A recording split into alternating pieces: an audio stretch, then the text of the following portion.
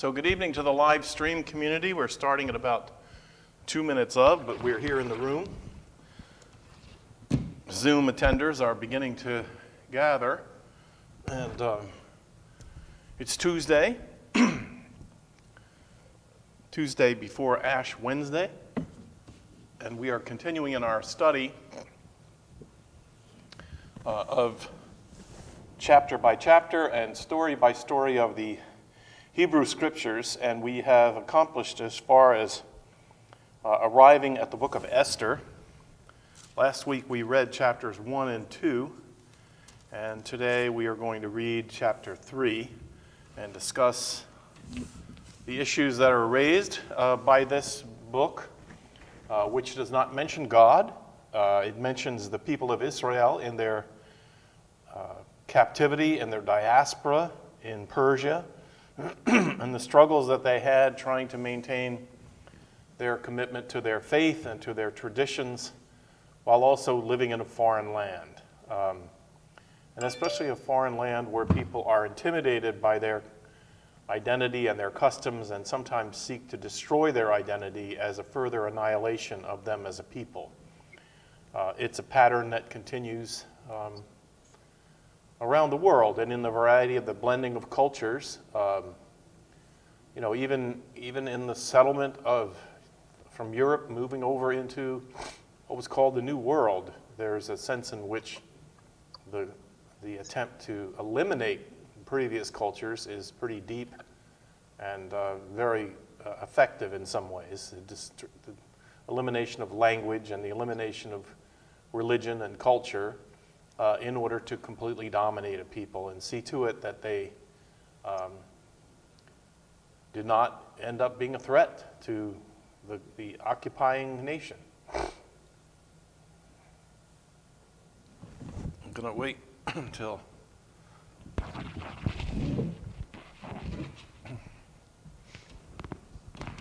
let's see. Oh, here comes Debbie. Hello. Hi, Debbie. How are you? Good. Hi, Glad. Colette. Hi, Lou. Hi, glad to see you. Nice to see you, too. It's been a while. It has been, indeed. My fault, I fear. No. Feel bad you had to cancel. Yeah. How are you? How's your family doing? Actually, I think we're doing okay now. You know, the grief comes back in waves, but some of the detailed complications of life have gotten resolved anyway. Oh, good. The death is not a happy thought, but death does bring some relief, for those that are suffering that we love anyway, and that's been the case now. We'll try to just, move on and continue to live. That's what we're doing, and we seem to be okay at that right now. Good. But I'm really happy to be back at Bible study, and I don't know really how to. It used to be I didn't know what day of the week it was if I hadn't gone to church on Sunday. But I sort of feel like it's the same with Bible study. I don't know what day of the week it is. If I haven't had Bible study on Tuesday night and Wednesday morning, I lose my bearings. So, well, Colette, who's your friend? Oh, you. It's my bear. I can see that's your bear. It's cute. He's my fake cat because he feels like my kitty, but I don't have to have a litter box for him. Nice. He's always waiting here. Nice. We can cuddle. Well, there's really something to be said for that. Especially because now that my father and mother-in-law have died, we've inherited their cat. And that's added to our menagerie now. And the two cats. How's the cat liking the dog? The cat and the dogs are fine. The dog seems to have made it with my mother's cat and also with a new cat, but the two cats are not getting along at all. Oh, So just seems like it's always something, always something. So we're hoping that they will quickly get that worked out, because we don't want cat wars in the middle of the night. Oh, no. That's a scary sound to wake up to. Yeah. I'm going to look to see. Oh. Oh, yeah, that's Barbara Fernstrom, who signed in there. Barbara, we can't see you. Oh, my name is finally there. Yes, it is. It is indeed. Problem is, we can't see you, though. Why not? I can don't see know. you. Yep, we can't see you. But we can hear you, but not see you. Yep. Oh, no. I said share or whatever. I don't know what else to do, needless to say. You know me. Well, Share screen? What do I do? no, you don't want to share screen. That's not the. You just want to turn on Your the video. video. Yeah, I had to turn video on, and I did both. Huh. Oh. So I don't know. Mhm. Well, maybe. Anyway, that's okay. And meanwhile, I changed because I thought my nightgown wasn't appropriate. And now I don't have to worry, see? But I changed. Well, Okay, well, anyway, I'm here. I'm glad you're there. Stop incoming video. No, I don't want to do that. Oh, gosh.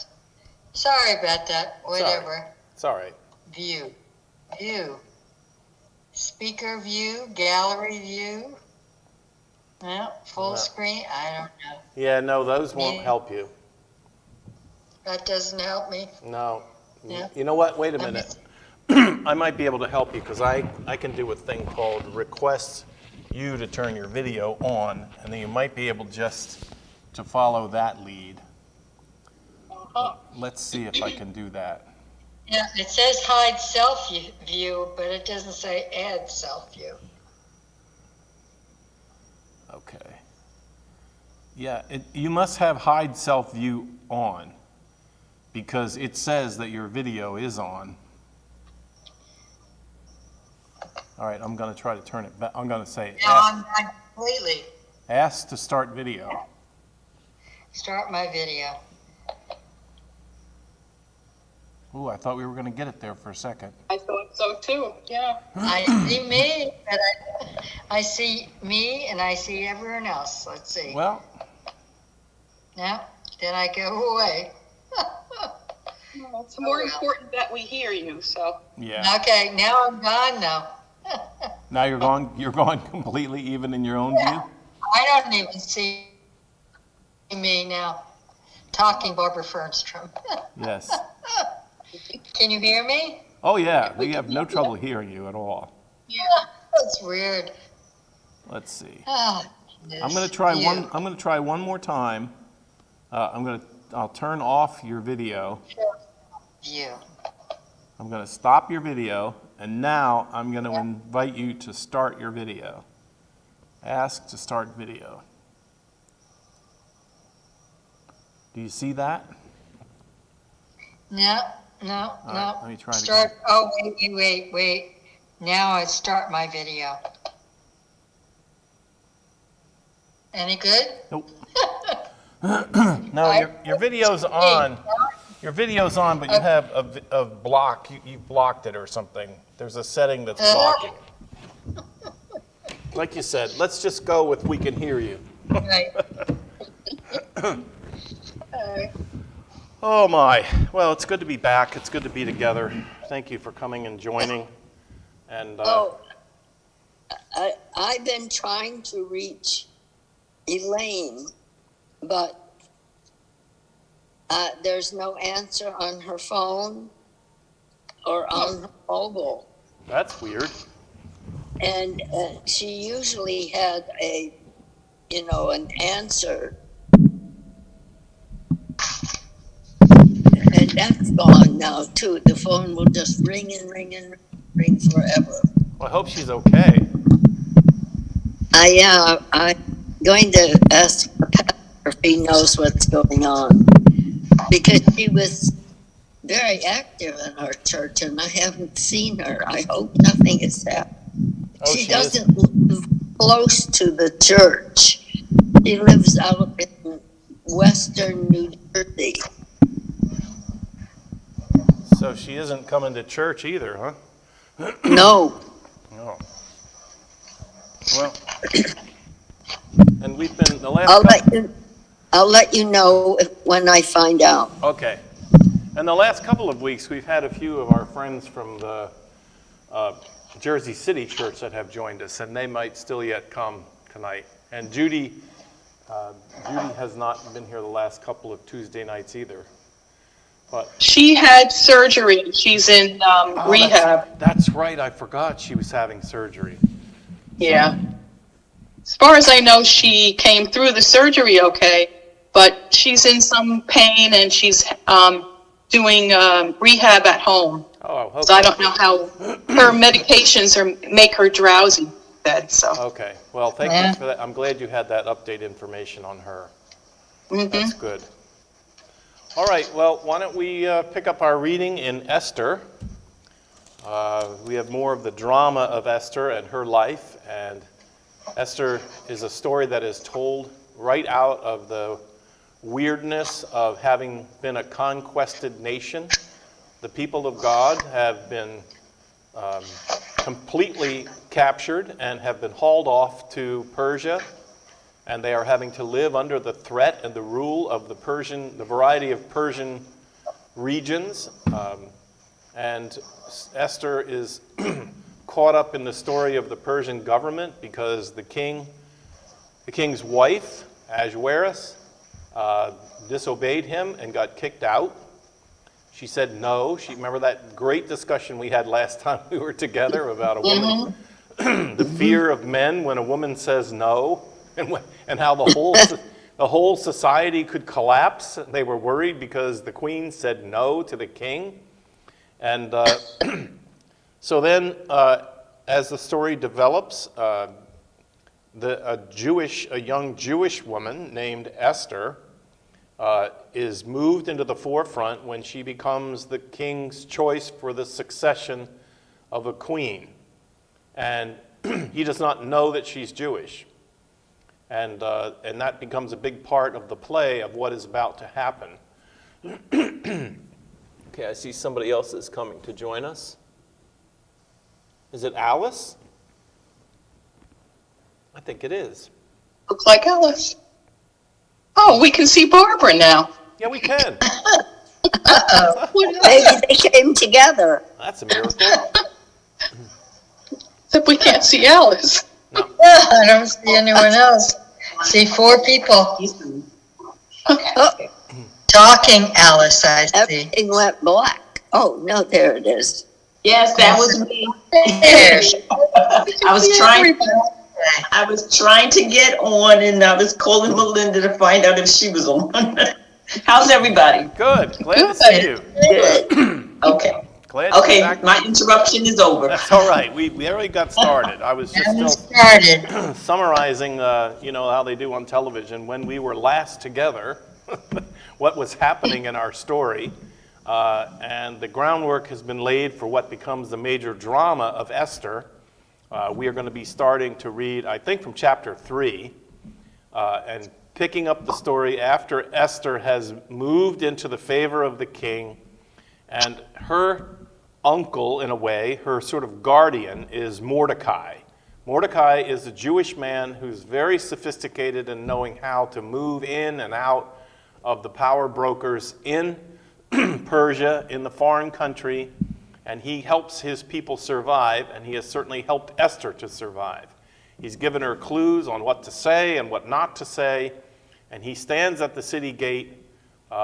He gave Esther a major clue in that he had heard of an attempt to assassinate the king, and Esther took that word to the king, and that's part of how she moved into such high favor as well. So, I just want to say this story has echoes of Joseph, sold into slavery by his brothers, not in Persia but in Egypt, and because he interpreted dreams, he moves into the king's favor, into the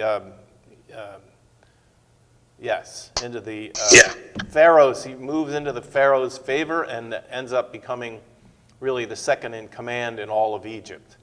So we're going to see how this theme, I don't know, you can sift through and try to answer the God question. You know, what is the God lesson? What is the God story? What is the redeeming factor of this? Since God is not specifically named, you have to listen, just like in regular life, you have to listen and think through about where is God, how is God at work in and around the scenes, even though unnamed, and then think about what it might mean for our own lives. I think that's how the story functioned. I don't think it is a historical story. I don't think Esther ever lived, but it is a beautiful story that illustrates the understanding that the Hebrew people have of God. Who is God, and how does God protect God's people? Remember, in the original conversation with Abraham and Sarah, God gave the descendants of Abraham and Sarah a calling, a mission, and it was to be blessing to the families of the earth, and they would be blessed, but that God would put a hedge around them. And God would defend them, not with a wall, not with, it wasn't a promise that no one will ever hurt you, but there was a promise of ongoing protection that would live in their lives. And if they looked, they would see it. And I think Esther is designed to tell the story of how God protected the children of Israel, the children of Abraham and Sarah, the children of the Exodus people, how God's protection worked in and through their lives in captivity. So, with that said, do we have a volunteer for a reader?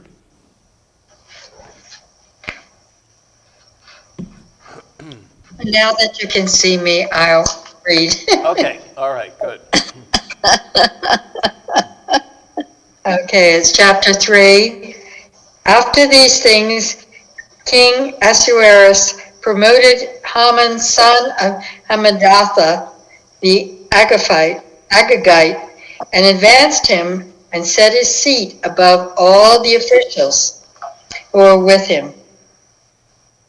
And all the king's servants who were at the king's gate bowed down and did obeisance to Haman, for the king had so commanded concerning him.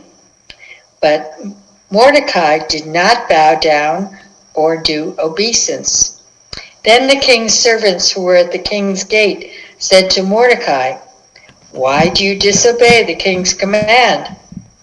When they spoke to him day after day, and he would not listen to them, they told Haman in order to see whether Mordecai's words would avail, for he had told them that he was a Jew. When Haman saw that Mordecai did not bow down or do obeisance to him, Haman was infuriated. But he thought it beneath him to lay hands on Mordecai alone. So having been told who Mordecai's people were, Haman plotted to destroy all the Jews, the people of Mordecai, throughout the whole kingdom of Ahasuerus. In the first month, which is the month of Nisan, in the 12th year of King Ahasuerus, they cast Pur, which means the lot, before Haman for the day and for the month. And the lot fell on the 13th day of the 12th month, which is the month of Adar. Then Haman said to King Ahasuerus, "There is a certain people scattered and separated among the people in all the provinces of your kingdom. Their laws are different from those of every other people, and they do not keep the king's laws, so that is not appropriate for the king to tolerate them. If it pleases the king, let a decree be issued for their destruction, and I will pay 10,000 talents of silver into the hands of those who have charge of the king's business, so that they may put into the king's treasuries." So the king took his signet ring from his hand and gave it to Haman, son of Hammedatha, the Agagite, the enemy of the Jews. The king said to Haman, "The money is given to you, and the people as well, as it seems good to you." Then the king's secretaries were summoned on the 13th day of the first month, and an edict, according to all that Haman commanded, was written to the king's satraps and to the governors over all the provinces and to the officials of all the principals, to every province in its own script and every people in its own language. It was written in the name of King Ahasuerus and sealed with the king's ring. Letters were sent by couriers to all the king's provinces, giving orders to destroy, to kill, and to annihilate all Jews, young and old, women and children. In one day, the 13th day of the 12th month, which is the month of Adar, and to plunder their goods. A copy of the document was to be issued as a decree in every province by proclamation, calling on all the peoples to be ready for that day. The couriers went quickly by order of the king, and the decree was issued in the citadel of Susa. The king and Haman sat down to drink, but the city of Susa was thrown into confusion. Okay, well, the plot deepens. Not again. Yes, again. Now, in this particular case, it's very difficult.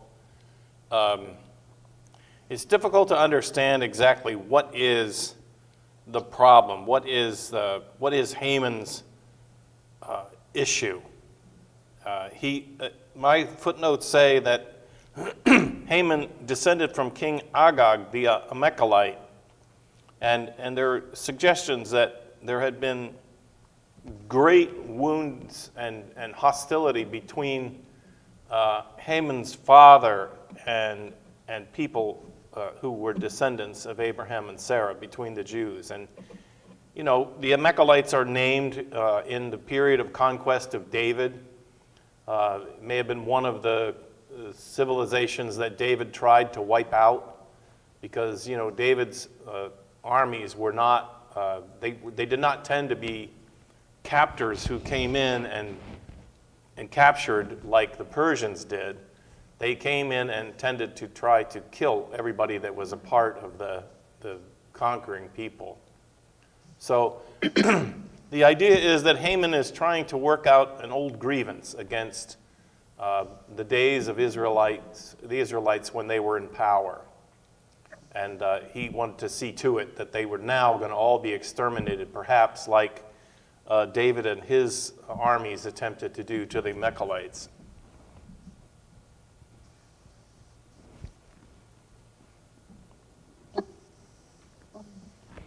Any other responses or reactions? What's developing?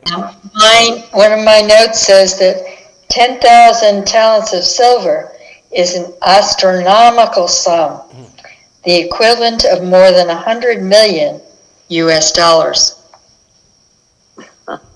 Yeah, and So he really wanted to make sure I lost it was track done. of who was going to pay who. Was it Haman was going to pay Haman. the king? Haman was paying the king. Right. Right? So $100 million for the privilege of annihilating all the Jews, right, in Persia. And they had the strange choice of casting lots to pick which day they were going to murder them all. I mean, it was going to be a day of blood running and, you know, murder. Man, woman, and child were all going to be murdered on this one day, which is the day that came up in the rolling of the dice. It's a phenomenon. It also mentions, says another irony, the deadly edict goes out on the day before Passover. Huh. So the plot thickens. It's like you can hear echoes. You can hear echoes of the Israelites in Egypt and the shifting tides of who's in power and whose lives are threatened and the strange twists of things.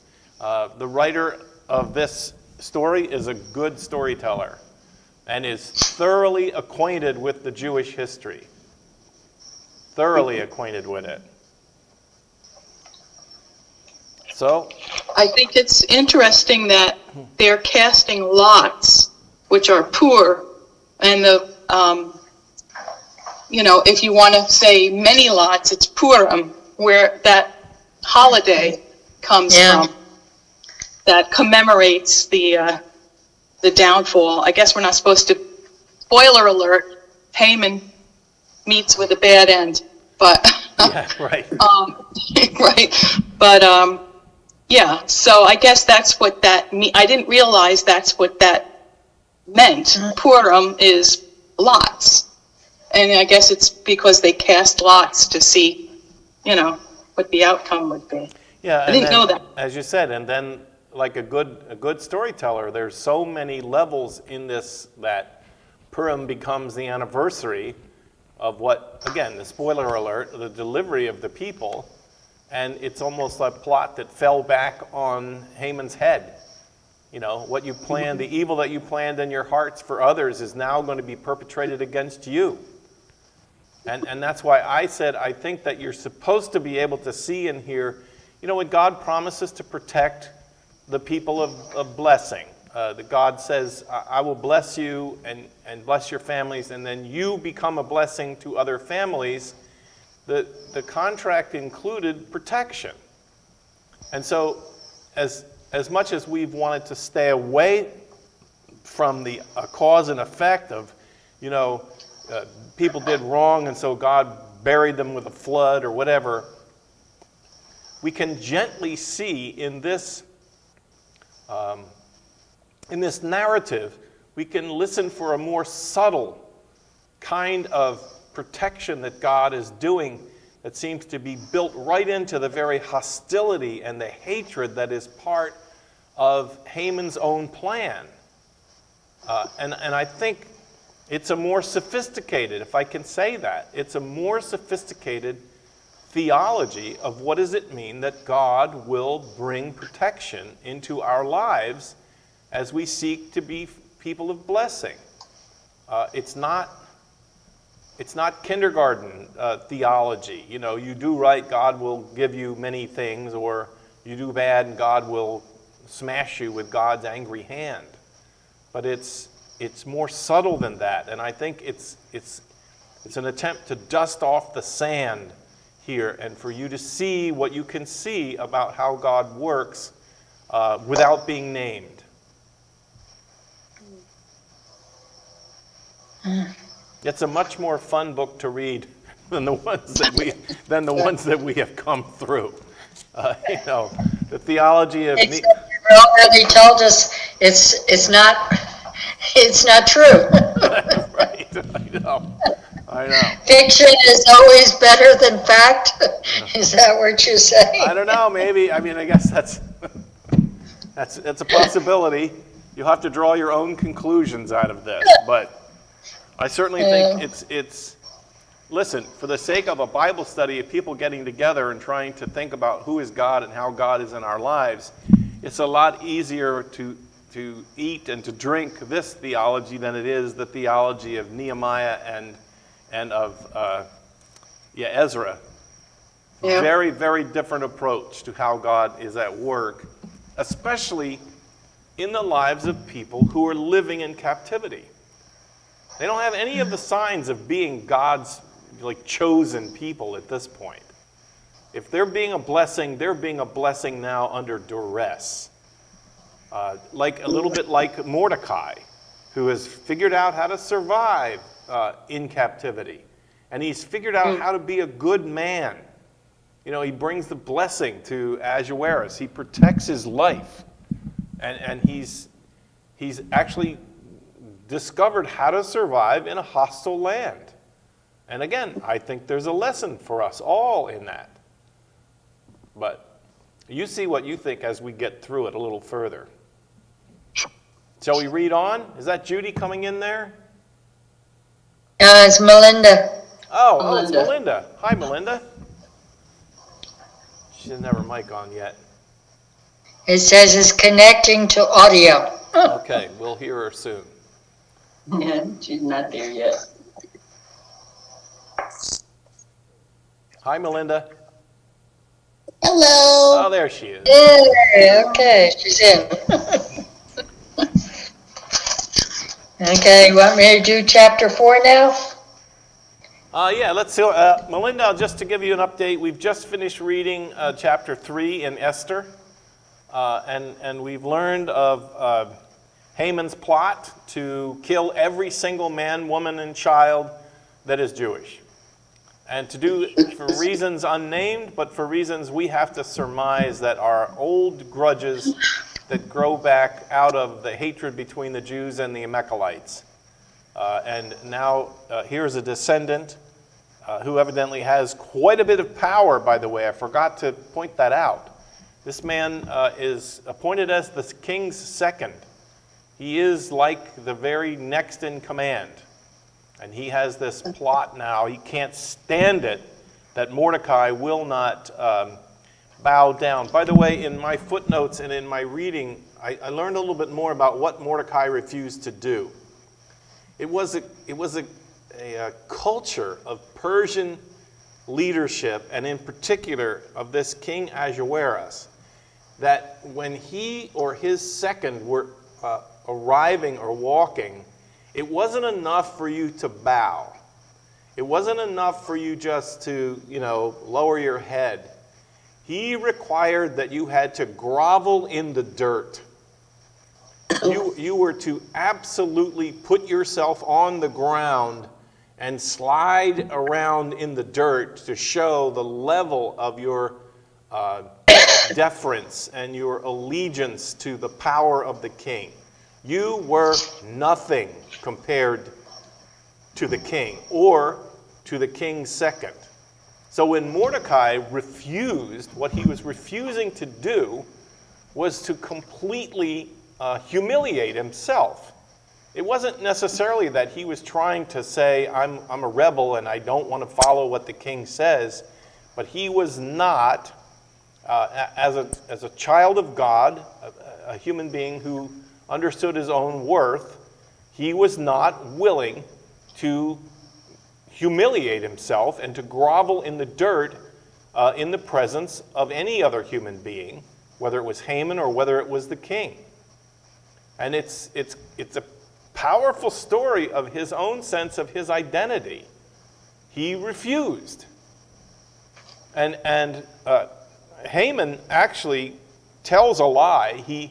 When he talks to King Ahasuerus, he says that there are these people spread throughout the whole kingdom. And of course, that's the clue that the Jewish people were indeed deported and spread throughout all the provinces. But he makes the claim that the Jewish people's laws are different from those of every other people, and they do not keep the king's laws. That's a lie. That is a bold-faced lie that Haman is telling. The Jewish people, in fact, learned to assimilate into Ahasuerus' kingdom. They did live. They lived peaceably. But in the case of people like Mordecai, there is an exception. They were not willing to obliterate themselves in the presence of the king. Now, who is that? Is that Judy coming in there now? Can anybody see? Yes, it is. Uh-huh. It is Judy. How are you doing? Hi, Judy. I don't think she can hear us yet. Yeah, just says iPhone. Ah. Judy, can you hear us? I think she's still trying. Yeah. Oh, Still now, working on it. now it's coming, right? Yeah. Yes, coming out. iPhone connected to audio. There it is. Now can you hear us, Judy? Hi. Oh, there she is. Hello. Yay. Yes. All How are right. you? Oh, it's so good to see you all. Oh, it Well, is. It's I'm so. trying to feel better. Oh, good. Yeah, That's a positive statement. yeah, I know. It's very, very long in recovery, but it's going in the right direction. How's Good. that? Good. Right. It's just long. That's all. Slow and long. But I'm so happy. I thought about you all, and I'm so happy to be here, even for a little bit. Yeah. Have you? So That's great. where are you all We are now? we are reading. Where are you reading? We just finished reading chapter 3 in Esther, Okay. and we're moving on. We're just about to start reading in chapter 4, where the plot thickens, and Okay. and we're Good. see what happens from there. Okay. Okay, marvelous. So good to be back. All Yeah. right, good. Okay. All right. So Barbara, Okay. chapter 4. When Mordecai learned all that had been done, Mordecai tore his clothes and put on sackcloth and ashes and went through the city, wailing with a loud and bitter cry. He went up to the entrance of the king's gate, for no one might enter the king's gate clothed with sackcloth. In every province, whether the king's command and his decree came, there was great mourning wherever the king's command and his decree came. There was great mourning among the Jews, with fasting and weeping and lamenting, and most of them lay in sackcloth and ashes. When Esther's maids and her eunuchs came and told her, the queen was deeply distressed. She sent garments to clothe Mordecai so that he might take off his sackcloth, but he would not accept them. Then Esther called for Hathach, one of the king's eunuchs, who had been appointed to attend her, and ordered him to go to Mordecai to learn what was happening and why. Hathach went out to Mordecai in the open square of the city in front of the king's gate, and Mordecai told him all that had happened to him and the exact sum of money that Haman had promised to pay into the king's treasuries for the destruction of the Jews. Mordecai also gave him a copy of the written decree issued in Susa for their destruction, that he might show it to Esther, explain it to her, and charge her to go to the king and make supplication to him and entreat him for her people. Hathach went and told Esther what Mordecai had said.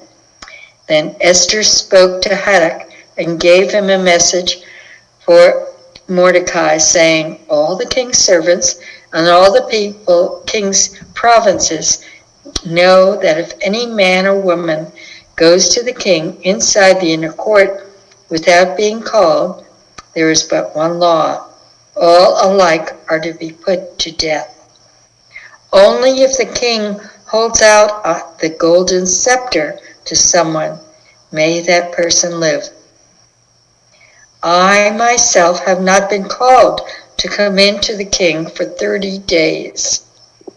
When they told Mordecai what Esther had said, Mordecai told them to reply to Esther, do not think that in the king's palace you will escape any more than all the other Jews.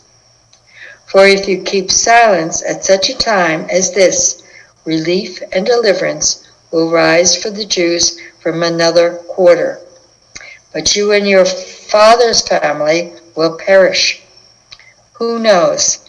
Perhaps you've come to royal dignity for just such a time as this. Then Esther said in reply to Mordecai, go, gather all the Jews to be found in Susa and hold fast on my behalf, and neither eat nor drink for 3 days, night or day. I and my maids will also fast as you do. After that, I will go to the king though it is against the law, and if I perish, I perish. Mordecai then went away and did everything as Esther had ordered him. So, there's some, right now, in the middle of this great narrative in this story, are some of the most powerfully quoted passages of Scripture that you'll find anywhere. In particular, Mordecai's words to Esther, perhaps you have been raised and brought for just such a time as this. This incredible sense that Mordecai is saying to her, what if your whole life, what if the coincidences of your being favored by the king and the plot against the king, which allowed Mordecai to move up into such power, what if all of this was unfolding somehow in a timing, if you will, for such a time as this? There have been hundreds, I would submit to you, hundreds of sermons that have been preached, especially in the journey of social justice, where the title of the sermon is For Such a Time as This. I can hear it rolling off the pastor's voice standing in the pulpit, for such a time as this. Sometimes the timing is right. And I'm assuming that you understand, as the story has explained, everything that is at stake. It seems pretty clear, right? Mm-hmm.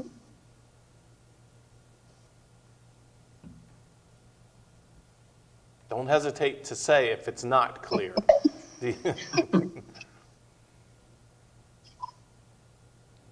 Oh, for a change, it's pretty straightforward. If she doesn't do something, everybody's going to die, including her. So take a chance, Esther. Yeah, and I thought it was particularly interesting that Mordecai says to her, if you don't do this, I mean, okay, he agrees. She's taking her life in her own hands. And she's breaking the law, by the way. Here's another woman who's going to say no. and she's taking her life in her own hands. But Mordecai says, really?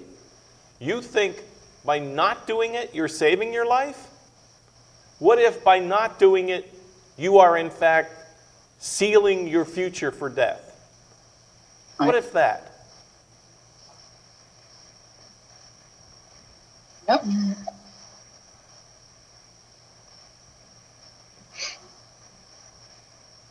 Such a time as this. For such a time as this. It reminds me... Go ahead, Debbie.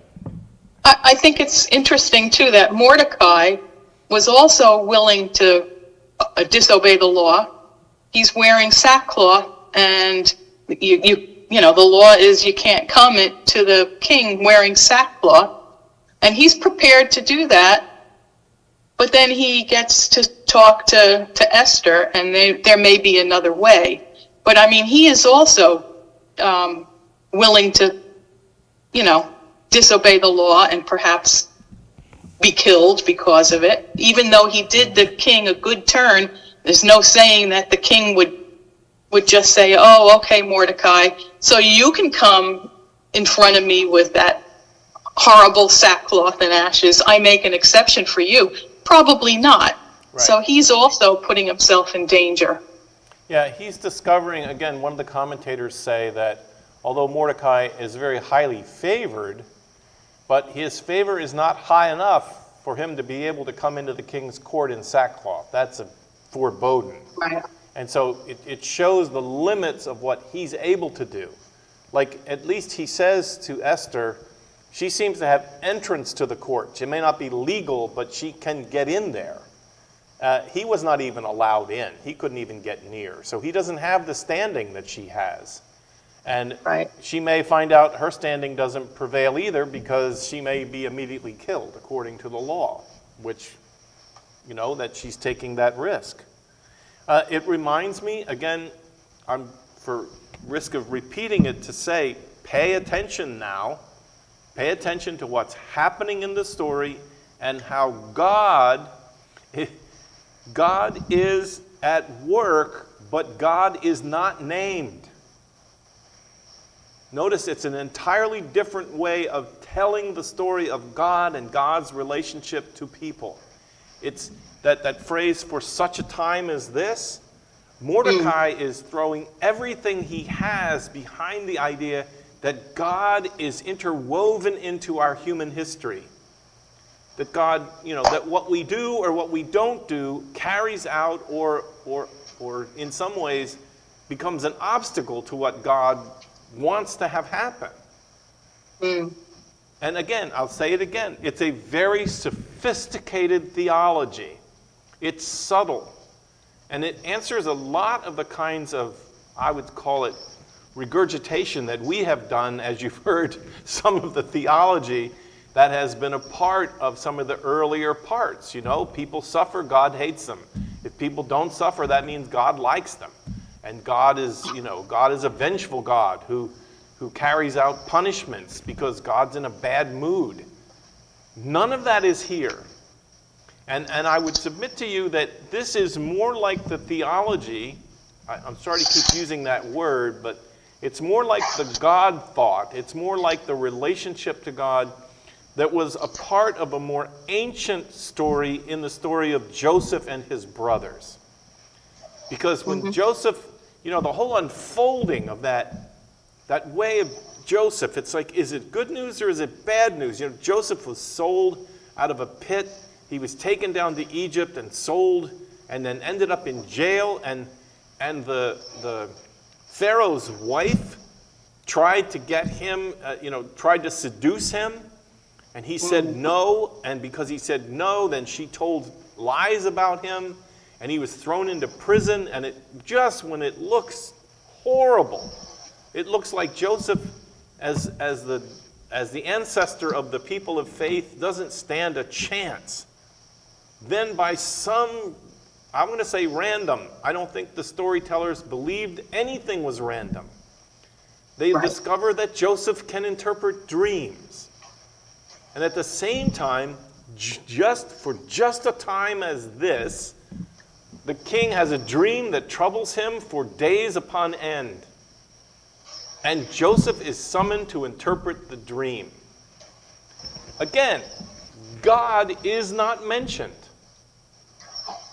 And the sort of indwelling of God, the working of God with people, working in human history, working in the lives of human beings. Not necessarily just, right out there for you to see and to name, but you have to look at what happens and you can discern then that God is at work. Taking, and I've always said, to me, this is where my theology finds its root. I do not think that God brings bad things into people's lives, ever. I don't believe that that's how God is. But I think, both in the story of Joseph and in the story of Esther, and then ultimately for Christians, in the story of Jesus, the power of God in human life is demonstrated that God brings good out of evil. God's power is demonstrated when God takes, as Joseph says to his brothers, I think it's the most profound theological statement ever. He's confronted his brothers at the end of the story, and they're crying, they're on the ground, and they're saying, we're sorry, we're sorry. And Joseph says, stand up, because what you intended for evil, God has worked for good. It doesn't say God intended for evil. It doesn't say that this was God's plan all along. It says that God has worked it, has worked what has happened, and has spun it for good, has made it good. And that's also then, like you didn't ask for this sermon, but that's also my full understanding of the cross. That is my complete understanding of the brutality and the suffering that Jesus experienced. I do not use the language of God's sovereignty in a plan that had laid out for Jesus to suffer. What I do see is a theology like Esther and like Joseph, that what humans intended for evil, what evil was born in their hearts, like Haman here, God took that evil and literally, the word transform doesn't work for me, but changes it, changes evil into good, and works with the evil that comes out of the brokenness of human hearts. What in the world was wrong with a man like Haman? What is wrong with him? And I could say the same thing from what I know. Maybe I'm suffering under, political delusion, but the same thing I would say about Putin. What is wrong with this man? Yeah, exactly. What leads Right. a human being to come and plan such suffering and such brokenness? But as people of faith, I think that the scriptures would draw our attention to see when the worst of human behavior is at work in the world, we ought to look for how God is transforming, not planning, but transforming, taking the evil that is being done and literally reworking it into things that will ultimately be pure and lovely and full of grace. And that, I think, if you can dust through the other strange theologies that are written in some of these texts, I think that's the enduring story. In this case with Putin, Zelensky coming out of the most, the strangest background, a comedian on television. And here he comes now, he's going to be the great statesman who's going to stand up against Putin. I think that's a reflection of all these other stories. And also the story of Moses. He was cast into the river, and you would think, okay, he's going to die. He's a little kid. But he then becomes the savior of his people just by circumstance. It's all serendipitous, it seems like. And this story too. Mordecai, I think, sees what you see. I think Mordecai says, hey, there's something to this, that here you are, Esther. Maybe this is what you're meant to be. And this is, this is our time. I think he's a brave guy. I actually think Mordecai is pretty much a hero too. I think I do too. I think Mordecai is. So do the outcomes then, are to be positive? When you're looking at Ukraine, you're looking at Putin. Why is there's so much suffering in order to get to a positive outcome? Okay, I mean, that's not a... Yeah. So let me say then, because right here is a razor thin difference. See, I don't think God plans the evil in order to accomplish the good. I don't. Mm-hmm. I think that right smack in the middle of the unfolding of evil, which is chaos, which is not part of anybody's plan who made the universe, but smack dab in the middle of the domain of evil comes the power of God.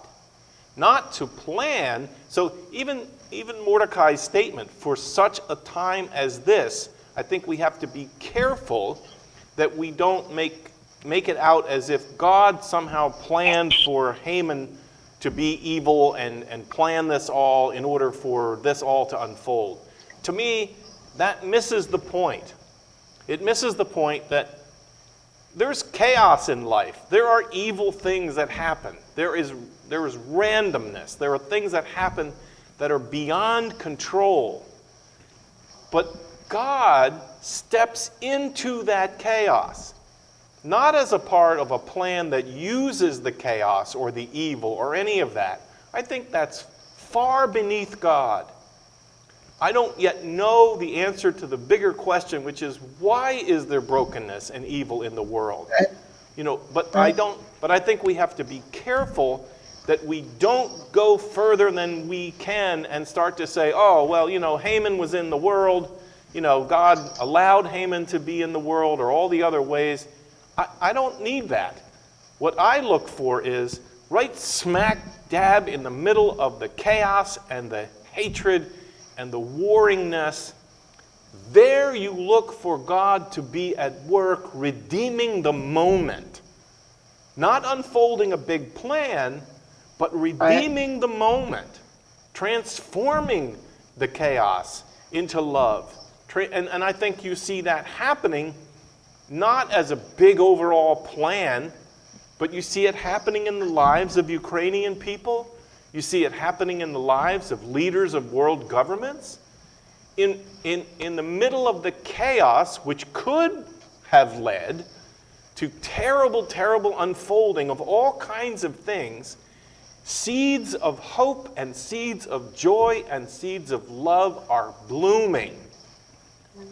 And I think that's all God ever promises. Is it like a saving grace is there in the darkness? I think so. And that's why I stay away from, I don't really, I don't really like the word, I don't like the word plan. I don't. Yeah. I think, the plan idea puts God on the hook for the terribleness and the evil and the brokenness. I think evil is chaos. I think evil does what evil does. Whatever the evil is that is in Putin's heart has taken over his life. Whatever was in Haman's life had taken over. Look at Pharaoh. What in the world was going on in Pharaoh's life? The chaos, I think in biblical theology, the chaos that was the world before God created the world is still at work in the world. It is. But why is... Go ahead. Yeah, but why is the evil allowed to exist? Yeah, now you've asked the question that I don't think we can know the answer to. Right. And But how can we react to that evil? I just watched, before we came on, I watched a program called, it was, I'm sorry, I just lost it, Bonnie Benson, Bonnie Boswell, I'm sorry. She's a PBS reporter. She was the niece of Whitney Young, and she had a program, conversation with Reverend James Lawson, who was one of the civil rights leaders from the 60s, and Brian Stevenson, who is the attorney who's in charge of Equal Justice Initiative, which is one of the mission projects that we do. And it was really so interesting to listen to both of them, who have found ways to make a difference out of when evil is there, but yet they find ways and I think it's through God's grace. Yeah. And I think, Judy, your question is the one that we often trip over. We trip over it and we stop wondering about the why. Why is evil allowed? Why? And instead we miss the biblical theology that, in a way, pardon the French, but it's that bumper sticker, shit happens. It happens. Stop talking about why it happens. Stop musing about it. Stop worrying about the why. The why, but instead, engage your heart and your mind in the reality that it happens. And when it happens, when the worst happens, when human beings who are capable of love and grace and caring and compassion, when they become the authors of destruction and hatred and torture, when that happens, biblical theology, I will claim this, although there's a lot of tracts, biblical theology directs us to look into those very moments, look into the worst that can happen. Look at Jesus hanging on the cross. What's the worst that could have happened if you accept the theology that Jesus is in fact God and there is God suffering on the cross? No one's asking, why is this happening?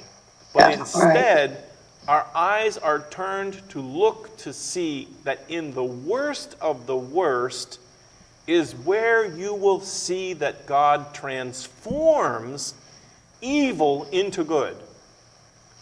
Just transforms it, takes it at its very word, reduces its power in our lives, and I think that's part of what compels us then. You know, when in the transfiguration, when Jesus is being lifted up off the earth, the disciples gather around him and they go, so tell us, Jesus, when are you going to come back again? You know, when are we going to see you? When are you going to make things right? When are you going to finally remove evil from the world? And Jesus' response is, it's an idiomatic expression, and the translators of the Bible refuse to say it. But basically, Jesus says, none of your damn business. Now get to work. Get to work. Get to the work that you're called to do, which is the engagement of the brokenness and seeking and praying for God's intervention to turn it, to convert it, to change it into good, and to see the opportunity for good. I think that's what Mordecai meant when he said to Esther, for such a time as this. This is a place and a time where you ought not to be asking, why are the Jews slated for murder? How can a loving God allow such a thing like this to happen? That kind of thinking I've blamed on the Greeks and the Romans. You know, they want. Instead, Jesus is very praxiomatic. He's very engaged in the work that transforms the evil into good. And you know, I've seen thousands of examples of it, and I know that you have too. After 9/11, you know, after 9/11, I wouldn't even venture to say why did 9/11 happen. But when the evil broke out in the world, New York City was the kindest city you've ever met in your life. You know, people began to transform the worst of the worst and the horror and the thing. They transformed in their own lives. They transformed it into a reason to hold doors open, to offer charity, to offer, and that's where I think in biblical theology we are directed to find God. So the idea is to accept and not analyze.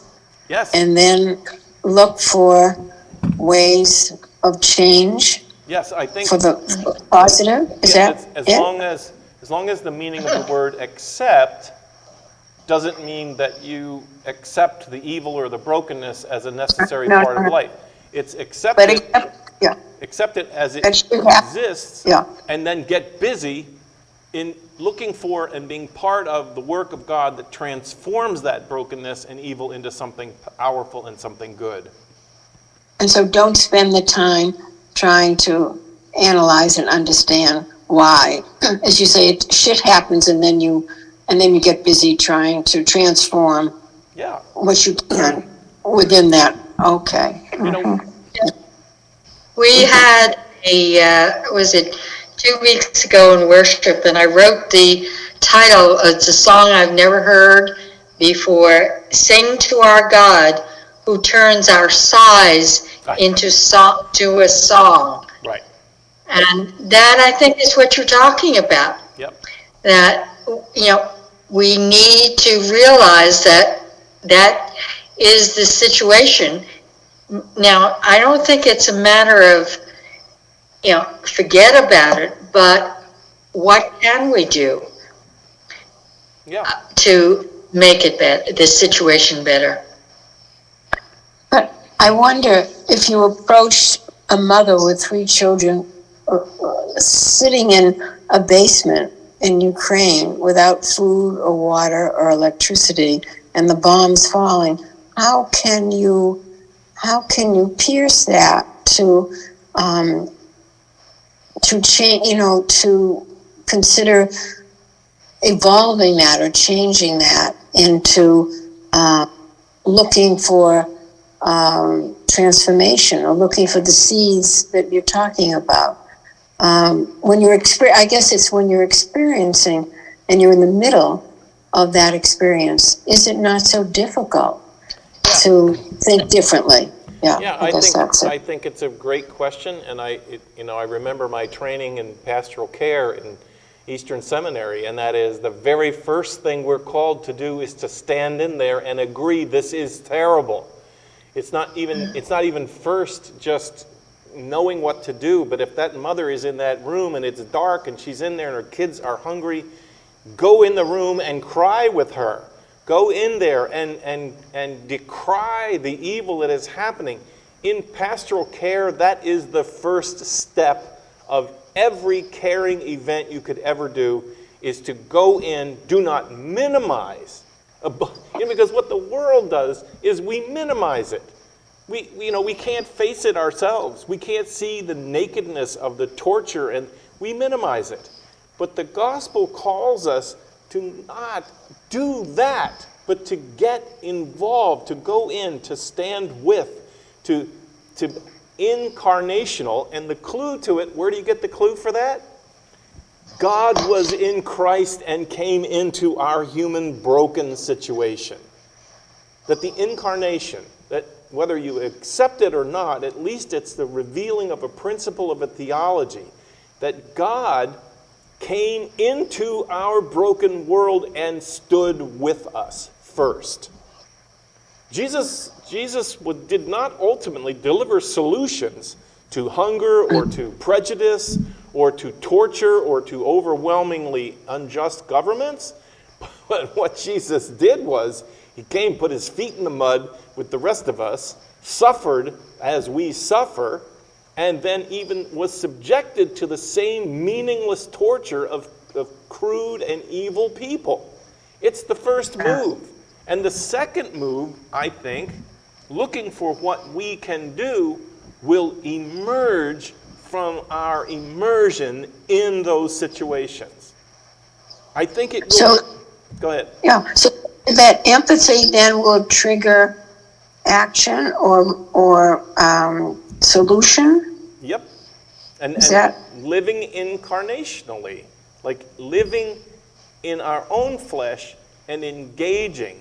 I'll give examples of it. Barbara's journeys into the world of the Immokalee workers. I had no clue. I had no idea that in America, fruit pickers are being subjected not just to hot and torturous long days with no pay, but the women are being raped and they're being told if you don't tell anybody, you're going to lose your job. You're only, like, the level of suffering is profound.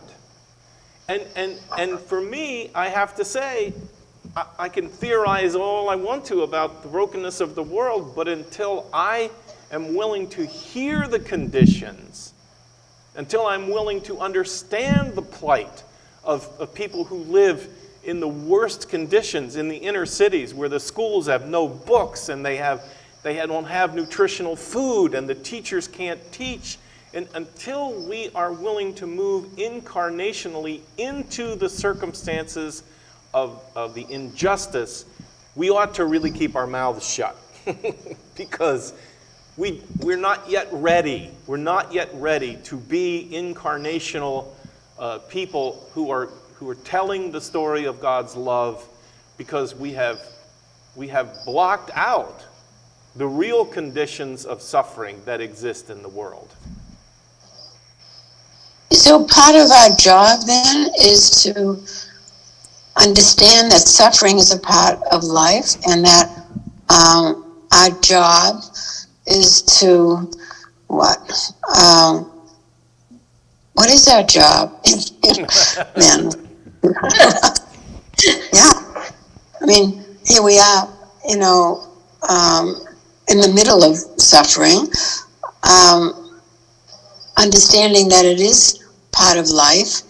And what is our job then in the midst of that suffering? What's the learning, or what's the action to tell what to think? Yeah. I think that they say in training that have a good theology, you got to have a good humanity. If you're going to have a good understanding of God, you got to have first a really good understanding of human beings. And one thing that I submit is that the very worst thing that can happen to a human being is to be isolated and alone. Mm-hmm. So in the beginning, the message of the gospel is Emmanuel. God is with you. And how does Emmanuel get delivered? It gets delivered because some human being from somewhere comes and stands with me in the midst of my suffering. It is. I tell this story all the time about my good friend who was a grief counselor whose son was hit by a truck. His 12-year-old son was hit by a drunk driver in a truck. And the boy's body was catapulted across his front yard and landed at his feet. And you ask him, and he does grief work, he'll talk about this experience, and you ask him, how in the world, like how do you ever take that in? And he says, you know what, I don't even remember my son lying at my feet. He goes, I have one image that I remember, and that is about 10 seconds after the crisis happened, another mutual friend of ours was driving by, stopped his car, got out of the car, ran across the yard, and stood beside him and put his arm around him. Yeah. And he said, no one will understand what I'm saying when I tell you the power of chaos and awfulness and drunk driving and all that was at work at my feet. But in my body was held by the arm of God. And so this standing with, this solidarity, that's a word that's come out of South American liberation theology. The work of Christianity and of faith, whether it's Christianity or Muslim faith or Jew, begins with solidarity. I stand with you. Pastor Lou, there's a hadith in Islam that says, if you see an evil, you have a responsibility to take some action. And taking action with your hand, which means if you can fight against it, do that. But if you can't do that, and it realizes that that's not always possible, then you can fight it with your tongue. In other words, speak out against what you're seeing, the evil that you see. And if you can't do that, then you fight it with your heart, which I think is what that man stopped and put his arm, the empathy that you have for someone who's in pain, that also is fighting against evil. If there's no other way you can, be effective, that certainly is something you can do. And, we can't always pick up a gun and go kill somebody because they're doing evil, but there are other things we can do. And like you said, we stand together, at least if we have empathy and our hearts are in the right direction. I think some good will eventually come of it. Yeah. And it's a powerful thing. And I think that is, for people who say, well, why do you believe in God? What's the be-all and the end-all of God at work in our lives? And that's it. It's not that your life will be charmed and that bad things won't happen to you. It is not. It is when, like Joseph said to his brothers, when you have worked your very best of evil, when you have done the worst that you can do, in the darkness of that night, keep your eyes tuned for light. Look for places where God's work and God's power, we sing all these hymns about the majesty and the power of God. The majesty and power of God is not displayed the way a powerful king shows power. It's not. The whole teaching of Jesus is that the kingdom of God is not really even a kingdom. It doesn't have power. But in fact, it has the greatest power because it brings one human being into the life of another in the name of love. And out of that, in that work of bringing love into the circumstances of evil, good arrives, grace arrives, peace arrives. And it often arrives right smack in the middle of the worst events of human beings. And I leave off, people who say, why do bad things happen? I just leave it off. I don't have, I've spent too much time trying to figure out why. Instead, I hear the call of Jesus saying, stop wasting time with trying to make rational sense out of the universe. It doesn't make sense. Sunday, Regan sang, "He's got the whole world in his hands."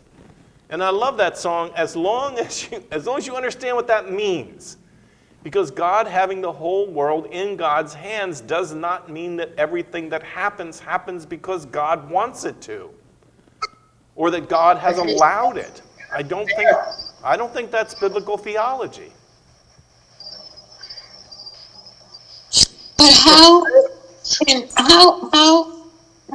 can you convince or even communicate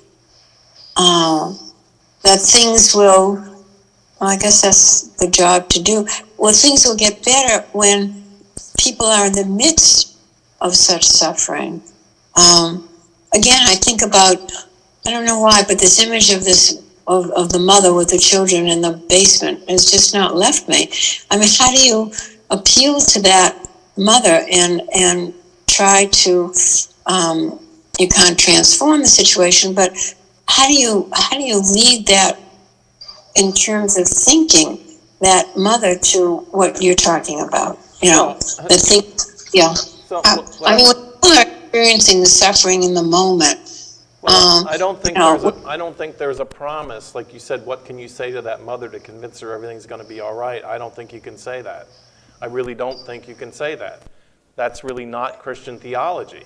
Because the truth is, maybe you're there, maybe you go in, you weep with her. Her husband has been bodily just mutilated. You weep with her. Maybe she's been raped by the soldiers.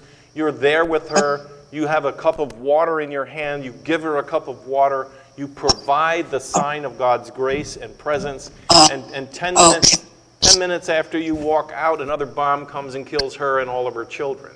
I mean, that's the reality of the world. So you can't say, I think you cannot say to people, everything is going to be all right, unless you mean in the bigger sense in which Jesus talks about. In the end of time, in the end of time, everything will be all right. But short of that, in the middle of it, we stand in the presence of a world that causes tremendous amount of suffering, and what is needed in the moment is human compassion and human connection and compassion. Don't like putting your arm around that person. It's that's what you can do. Yeah, and I even, I'm a weeper, so of course I usually recommend crying. Of course, right? It would be that way. But I'm telling you, as a pastor, I could take you to 100 people who will tell you that one of the gifts that God has given me as a person is I can walk into a situation and immediately I am overwhelmed by the hardship and the hurt that is happening, and I burst into tears. And people, they look at me and they go, "Well, you're the pastor." And I go, "Yes, I am the pastor. What do you think that means? Do you think that means I'm insulated from your suffering? I'm not. I'm not. I feel your pain. I feel your suffering." And believe like it, Clinton, I feel your pain. Right? I do. And but I believed him. I do believe him. And really, when people have this empathy, it does make things better. No matter how bad you're feeling, think back to a time we've all had sorrow in our lives. If you have a friend or even a stranger who comes up and just is there. Sometimes they don't even have to say anything. Right. Just there for you in that moment. It does help. It really does. In some ways, I think it's the only thing that helps because, like, I'll tell you another story. My father-in-law was diagnosed with stage 4 lung cancer right after his wife died. And he was blown away by it. And all he wanted to do was go see his doctor that he loved, who had saved his wife's life many times in Memorial Sloan Kettering. We waited We struggled to get him to that doctor, and we were sitting in her examining room. She had seen all the tests now that he had had done, and she opened the door, and I'm telling you, she walked in the door and she burst into tears. Mm-hmm. She's like a world-renowned cancer doctor. She didn't say a word. She crossed the room, she put her arms around him, and she wept on his shoulder. And we knew then, we knew that there was not going to be any miracle, fly into the room and he's going to be better. But I am telling you, the ministry of that woman and her compassion to him was probably the best thing that could have ever happened to him in his moment of despair. So that our behavior in a moment of despair, just what you're talking about, is compassion. It is. It's compassion. And that's all we can do at that time. And out of our compassion, I think out of compassion, action arises. I think actions that make sense, actions that are worked out and coordinated with even those that are suffering. It's not like we have to just sit around and cry. That's not what I'm saying. But I think it begins with, first and foremost, an immersion and an identity. This is, I want to say this is Christian theology, and then I don't know that much about Islamic theology, but I think it's the same. I think the message, what is the good news? The good news is I am with you. I am with you. The good news is not, everything in your life is going to go great. That is not the good news. Yeah.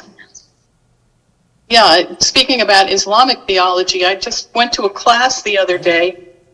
A clinical psychologist was giving it, and she happens to be Muslim, and she's saying things that are very Buddhist, like be in the moment. The moment is now. Yeah. And if you have God consciousness in the moment, you will never be alone, Right. no matter what you're facing.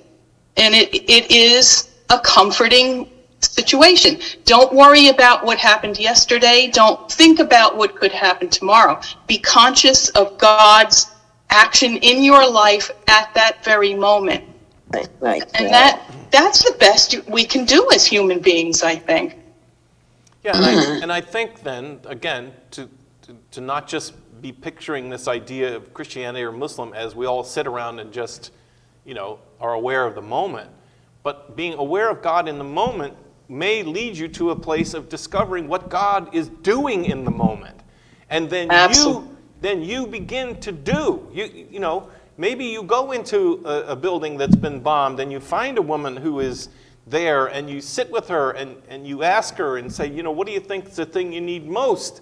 And because you're with her and because you're by her and your mind is open, you remember that you walked past a building a few miles down the road where they had food and water. And you help her up and you walk with her and you stay with her. It's for such a time as this. And the question then becomes, do you know what time it is? The moment is now. The right now. moment is now. And the discovery of that is the discovery of what does it mean to say God is at work, or to believe God is at work and never mention God or Jesus or any of it. They say preach the gospel, use words if necessary. It's like it is a call across our common religions. It is a call to enter into the moments that are our lives and to see in those moments, yes, you see the brokenness, you see the heartache, you see the hardship, and know that you're not going to be given some magic wand that's going to make it so that this person is going to get better. I try to be respectful, but people who think that you can call down the power of God to a person who's dying of stage 4 cancer and somehow they're going to get healed as long as everybody's faith is strong enough. that reminds me more of the Ouija board than it does of faith. It's in those moments, what is it? Again, my mind is, when I was in training as a pastor back in the Hunterdon Medical Center, I was a young, scared-to-death boy. I'm telling you, I was scared to death. And my chaplain assigned me to the 4th floor, which was the terminally ill floor. And I had a man in one of the rooms who I knew was a West Virginia native who was dying of black lung. It was a terrible circumstance. And my chaplain trainer was like, let's go on the floor, visit people, live out the gospel. So I walked into this man's room, and he wasn't fully aware or conscious. I walked into his room. I was without words. I was paralyzed. I couldn't say anything. I was in there for about a half hour, and then I left. And in the reflection group afterwards, my chaplain supervisor knew that I had gone in there, and I stayed in the corner. I was hiding in the corner from the circumstance that was in front of me. And he invited me to reflect on what was going on, and I said, well, I didn't know what to say. I don't know what to say to make this man feel better. And I went through all of my excuses for why, what am I got? I'm not a doctor.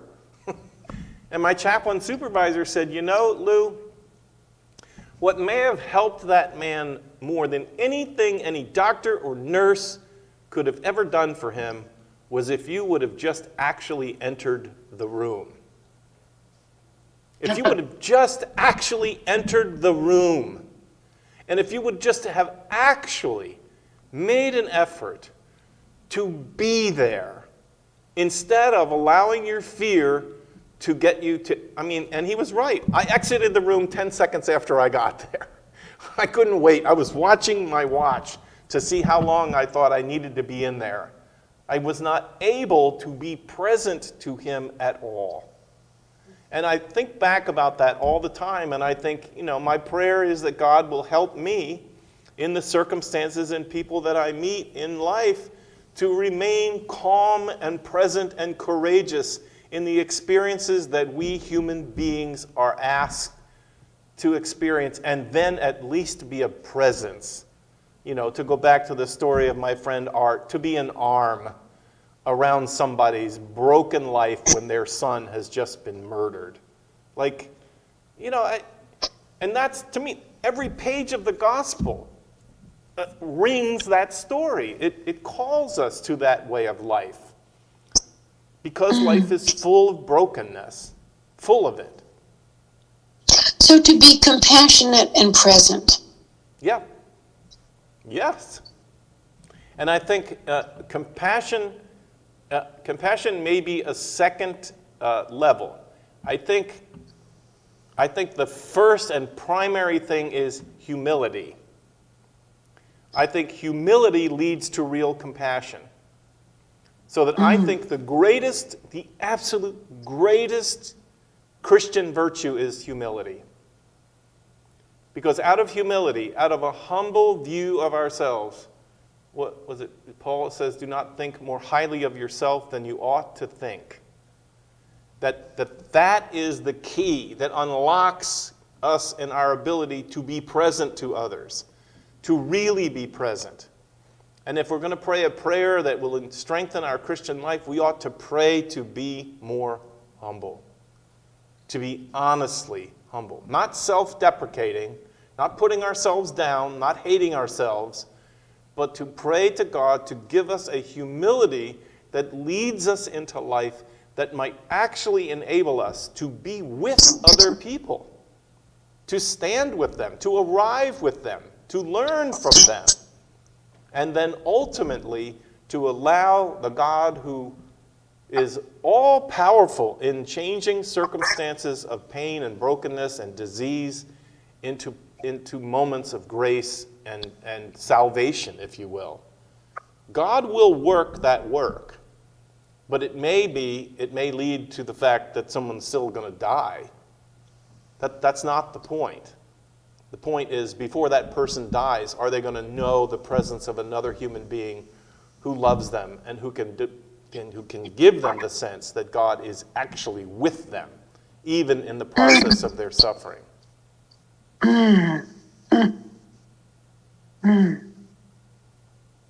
That's our job. And I think it is. And I think for those of us who are Christians, that's what Jesus modeled. That's everything that poured out of Jesus' life. All the way through to, we're coming up to Lent and meditations of the cross. And to try to understand what is the Christianity that Jesus taught in his example that led to him dying on the cross. What is it? Solidarity with humans in suffering. I was amazed. I traveled to Arizona with my uncle out into the desert. There's several adobe, I guess they're cathedrals, but they're very different Catholic cathedrals there. And in the cemeteries and in the little sanctuaries, I was amazed at the number of crucifixes that have the suffering Jesus on the cross. And in those communities, the reason you see Jesus suffering on the cross is because for them the most powerful message of Jesus isn't, oh, he saves us from our suffering. It's he is suffering right with us. He's still on the cross in some ways because we are on the cross. And they would come out of the desert, out of some really poor communities and no water, and they would make their way into these adobe cathedrals, and all they wanted to do was they wanted to touch the leg of Jesus on the cross. And for many of them, they put their names in a little pin, and they leave their names pinned on the cross, and a little bit of the story of their life and their suffering, because they know that Jesus identifies with their suffering.